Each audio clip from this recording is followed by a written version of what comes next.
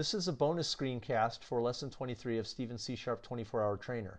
In this screencast, I want to talk about a special feature that you can use when you derive one class from another.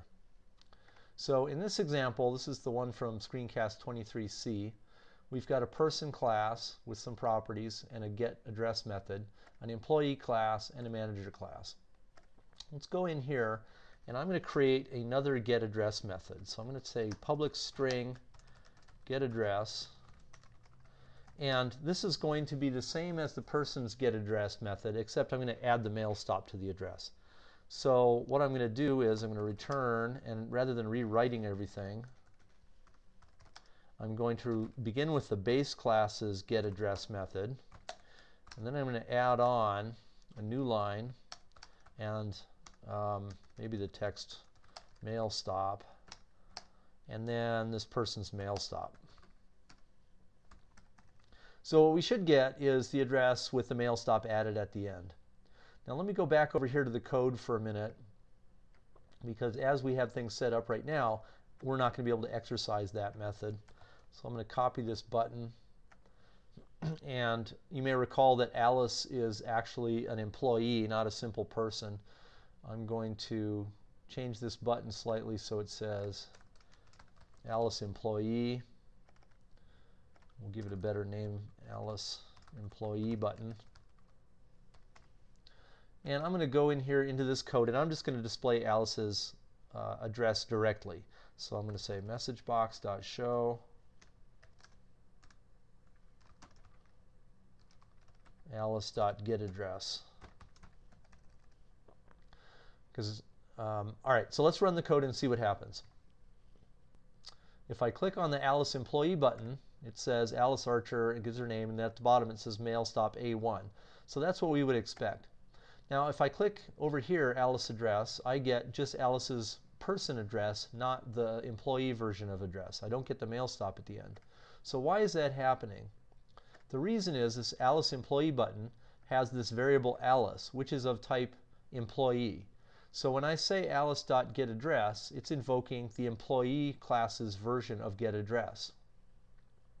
In contrast, up here with the Alice address button, here I'm calling the showAddress method and passing Alice into it.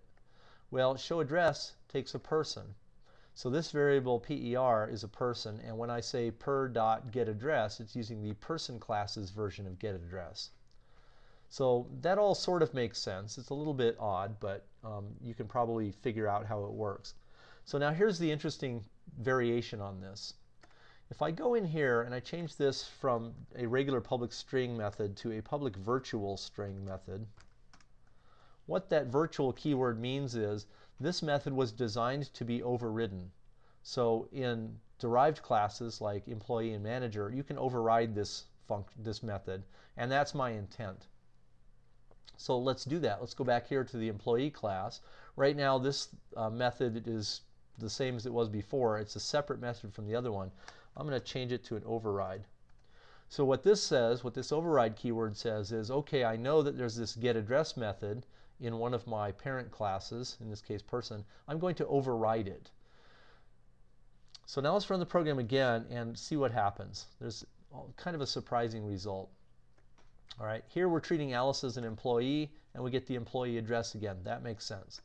Over here, we're passing Alice to this routine that expects a person object, so it treats it as a person. But now we're getting the employee address again. That's kind of miraculous. What's happened is, by overriding that virtual method, when we invoke the getAddress method, even if it's on the person class, what happens is the program uses the most derived version of that method. So even though we're treating Alice as an employee in that method, it knows deep down inside that Alice is really an employee, and that employee provides this overridden version of getAddress. So that's the version it uses, which is kind of cool. Bob is also, I forget what Bob is, let's find out. I forget if he's a manager or an employee. Bob is an employee, Cindy is a manager. So we get his address. Cindy is a manager, we get her employee style address because manager inherits from employee. Dan is a plain old ordinary person, so we get his normal person address. So this is one of the more powerful and, if you're not used to it, surprising effects that you can get with polymorphism. Even though this method down here, this show address method, treats objects as persons, it can still access a more highly derived version of get address if it's been implemented virtual originally and then it's overridden in the derived class.